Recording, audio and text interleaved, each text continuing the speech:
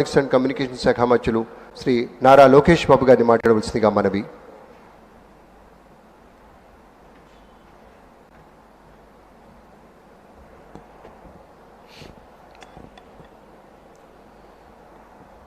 ఈ వేదికపై నిలబడి మాట్లాడే అవకాశం కల్పించిన ఆంధ్ర రాష్ట్ర ప్రజలకి, గౌరవ ముఖ్యమంత్రి చంద్రబాబు నాయుడు గారికి, గౌరవ ఉప ముఖ్యమంత్రి పవన్ అన్నకి, రాజమండ్రి ఎంపీ గౌరవ పురంధేశ్వరి గారికి, ఈ సమావేశానికి విచ్చేసిన అధికారులు, ప్రజాప్రతినిధులు అందరికీ పేరు పేరున నా హృదయపూర్వక నమస్కారాలు.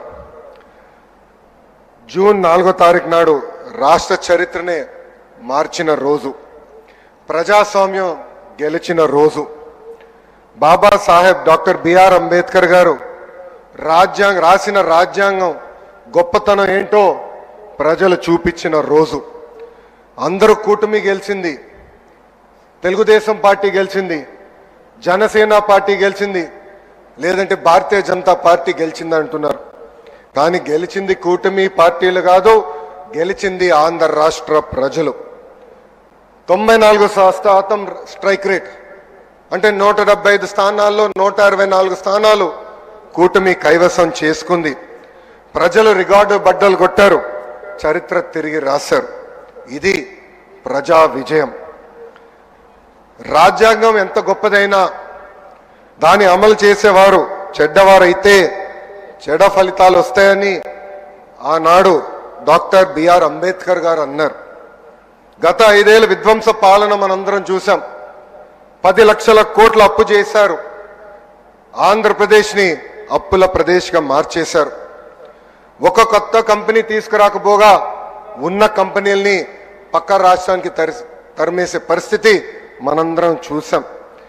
దేశంలో ఎక్కడైనా పెట్టుబడులు పెడతాం కానీ ఒక్క ఆంధ్ర రాష్ట్రంలో మటుకు మేము పెట్టుబడులు పెట్టమని ఆనాడు లూలు సంస్థ ఏకంగా బహిరంగంగా చెప్తాం జరిగింది. అలాంటి పరిస్థితిలో ఆనాడు ఆంధ్ర రాష్ట్రం ఉంది. ఒక్క రోడ్డు వేయలేదు, కనీసం రోడ్డు పైన ఉన్న గుంతలు కూడా ఆనాడు పూడ్చలేదు. ఒక్క సాగునీటి ప్రాజెక్ట్ పూర్తి చేయలేదు. వరంలాగున్న డ్రిప్ ఇరిగేషన్ ఏకంగా ఇచ్చే సబ్సిడీ కూడా రద్దు చేశారు. ఇంకా వెలుగొండ ప్రాజెక్ట్ పూర్తి కాకుండా ముందల్నే జాతికి అంకితం చేసే సందర్భాలు మనం చూసాం. కప్పుడు నీళ్లు పోసి కుప్పంకు నీరు తీసుకొచ్చామని ఆనాటి పాలకులు అన్నారు. కడప స్టీల్ ప్లాంట్కి 2 సార్లు శంకుస్థాపన చేశారు, అక్కడ కనీసం ఒక్క ఇటుక కూడా పడలేదు. ఇంకా విశాఖపట్నంలో ఒక్క వ్యక్తి బతికేదానికి 700 కోట్లతో ఒక రాయల్ ప్యాలెస్ కట్టుకున్నారు తప్ప విశాఖ ఉక్కు గురించి కానీ అదేవిధంగా రైల్వే జోన్ గురించి ఏనాడు మాట్లాడలేదు. 5 ఏళ్ళు అరాచక పాలన ప్రజలు చూశారు. ఏకంగా దళితుల్ని చంపి డోర్ డెలివరీలు చేసిన రోజులు ప్రజలు చూశారు. కోవిడ్ సమయంలో మాస్క్ అరిగినందుకు ఒక డాక్టర్ని ఎంత కిరాతకంగా చంపారో ప్రజలు చూశారు. అక్కని వేధించాడని కంప్లైంట్ చేసిన ఒక అమర్నాథ్ గౌడ్ని ఏకంగా పెట్రోల్ పోసి తగలబెట్టి చంపేసిన రోజులు ప్రజలు చూశారు. ప్రశ్నిస్తే లాఠీ దెబ్బలు, కేసులు, అరెస్టులు. ఇంకా విధ్వంస పాలనపై ప్రజలు తిరుగుబాటు చేశారు. అందుకే పెద్ద ఎత్తున కూటమిని ప్రజలు ఆశీర్వదించారు, దీవించారు. సుపరిపాలనలో మనం తొలి అడుగు వేశాం. 5 ఏళ్ళు రాష్ట్ర విధ్వంసం చేసిన వారు ఈరోజు ప్రజాప్రభుత్వం ఏం చేసిందని ప్రశ్నిస్తారు. వాళ్ళని సూటిగా కొన్ని సమాధానాలు చెప్పదలుచుకున్నా. ప్రభుత్వం వచ్చిన తర్వాత ప్రజలు ఈరోజు ప్రశాంతంగా ఉంటున్నారు. ప్రజాప్రభుత్వం వచ్చిన తర్వాత ప్రజల ముఖంలో చిరునవ్వు ఈరోజు కంపడుతుంది. ప్రజాప్రభుత్వం వచ్చిన తర్వాత ప్రజా సంఘాలకు ప్రశ్నించే హక్కు కూడా ఈరోజు కూటమి ప్రభుత్వం అందించింది. నియంత పాలన నుంచి ప్రజలకి నిజమైన స్వాతంత్రం ఈరోజు వచ్చింది. అది అన్ని సాధించామని కూటమి ప్రభుత్వం కాళ్ళు ఎగరేసుకుని తిరగట్లేదు. ఇంకా చేయాల్సిన చాలా పనులు మన ముందర ఉన్నాయి. గత పాలకులు 1000 రూపాయలు పెన్షన్ పెంచేదానికి 5 సంవత్సరాలు తీసుకుంటే మన ముఖ్యమంత్రి గారు తొలి నెలలోనే రూపాయలు పెన్షన్ పెంచింది మనం చూసాం. దేశంలో ఏ రాష్ట్రం ఇవ్వని విధంగా వృద్ధులకి 4,000 రూపాయలు, వికలాంగులకి 6,000 రూపాయలు, బెడ్కే పరిమితమైన వారికి 15,000 రూపాయలు ఈరోజు కూటమి ప్రభుత్వం అందిస్తుంది.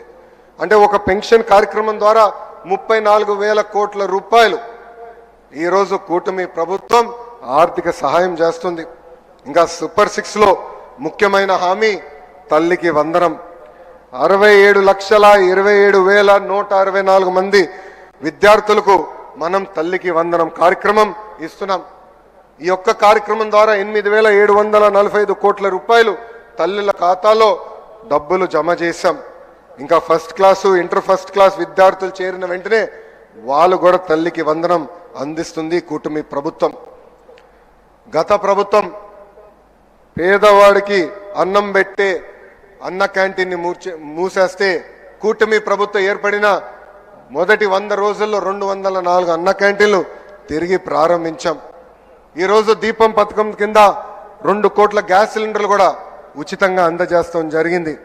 గత ప్రభుత్వం ఒక్క డిఎస్సి కూడా ఇవ్వలేదు, ఒక్క టీచర్ పోస్ట్ భర్తీ చేయలేదు.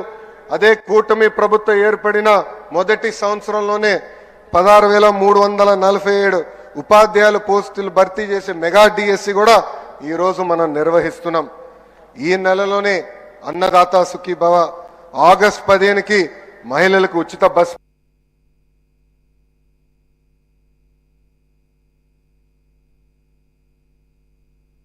ప్రయాణం. గత పాలకులు ఆస్తులు కొట్టేసేదానికి తీసుకొచ్చిన ల్యాండ్ టైటిలింగ్ యాక్ట్ కూడా కూటమి ప్రభుత్వం రద్దు చేస్తాం జరిగింది. పేదలకి చేయూత ఇవ్వటమే కూటమి ప్రభుత్వం లక్ష్యం. అందుకే గౌరవ ముఖ్యమంత్రి గారు P4 అద్భుతమైన కాన్సెప్ట్ ప్రకటించారు. పేద ప్రజలకి చేయూత అందిస్తమే ఈ P4 కాన్సెప్ట్. బంగారు కుటుంబం మార్గదర్శకులందరికీ నా హృదయపూర్వక ధన్యవాదాలు తెలుపుతున్నా. నేను ఏ రాష్ట్రానికి వెళ్ళినా, కేంద్రంలో ఏ మంత్రిని కలిసినా వాళ్ళందరూ ఒకటే అంటారు, బాబు గారు ఈరోజు ఆలోచించింది దేశం రేపు ఆలోచిస్తుందని. అలాంటి అద్భుతమైన కాన్సెప్ట్ P4 అని సభాముఖంగా మీ అందరికి తెలుపుతున్నా. ఇంకా పవన్ అన్న నాయకత్వంలో పంచాయతీలకి నిజమైన స్వాతంత్రం వచ్చింది. పంచాయతీలకి బకాయంగా ఉన్న 1,000 కోట్ల రూపాయల నిధులు నేరుగా పంచాయతీలకు వేశాం. రైతుల నుంచి 56 లక్షల మెట్రిక్ టన్నులు ధాన్యం సేకరించాం. 13,600 కోట్ల రూపాయలు ఈ యొక్క కార్యక్రమం కోసం కూటమి ప్రభుత్వం కూడా చెల్లిస్తాం జరిగింది. ఇంకా పొగాకు, మిర్చి, కొక్కో, మామిడి రైతులు ఇబ్బంది ఉందంటే ప్రభుత్వం యుద్ధ ప్రాతిపదికంగా స్పందించి ఈ రోజుని వాళ్ళని కూడా ఆదుకుంటాం జరిగింది. అభివృద్ధి వికేంద్రీకరణం అనేది కూటమి ప్రభుత్వం ఎజెండా. కేవలం ఒక ఏడాదిలోనే 9.5 లక్షల కోట్ల పెట్టుబడి, వాటి ద్వారా 8 లక్షల మందికి ఉద్యోగాల కల్పన కోసం ఒప్పందాలు కుదిరించుకున్నాం.